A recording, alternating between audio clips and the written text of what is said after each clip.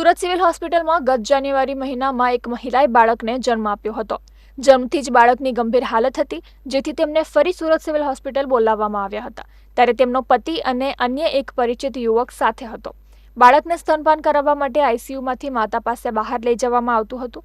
આ દરમિયાન 6 દિવસની સારવાર બાદ મહિલા અને ત્યારબાદ યુવક બાળકને લઈને સુરત સિવિલ હોસ્પિટલમાંથી ભાગી ગયા હતા, જેથી પોલીસને જાણ કરવામાં આવી હતી। જો કે માતા અને તેનો મિત્ર ટ્રેનમાં બેસી ગયા હતા, પરંતુ માતાને પસ્તાવો થતાં તે ટ્રેનમાંથી ઉતરી ગઈ હતી, પરંતુ તેનો મિત્ર બાળકને લઈને ફરાર થઈ ગયો હતો।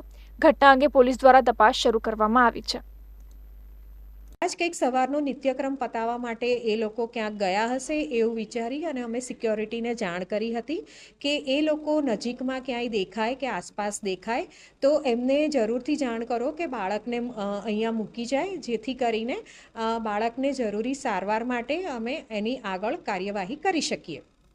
પરંતુ સિક્યોરિટીના તમામ પ્રયાસો છતાં અમને લગભગ 2 થી 2.5 કલાક સુધી પણ એ બાળકનો પત્તો મળ્યો ન હતો, જેથી અમારા ડૉક્ટર અને સિક્યોરિટી ટીમે આજુબાજુ જઈ અને નજીકના જે પણ વિસ્તારો છે ત્યાં જઈને તપાસ કરી હતી।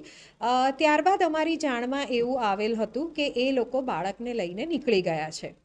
આ વાત અમારી જાણમાં આવતા અમારા એનઆઈસીયુના ઇન્ચાર્જ અને અમારા જે આઈસીયુનો સ્ટાફ છે એ બધાએ જ આ બાબતે જરૂરી કાર્યવાહી એટલે કે આરએમઓ સાહેબની અને તેમજ અમારા જે પોલીસને ઇન્ફોર્મ કરવાનું હોય એ બધી કાર્યવાહી પૂર્ણ કરેલ હતી।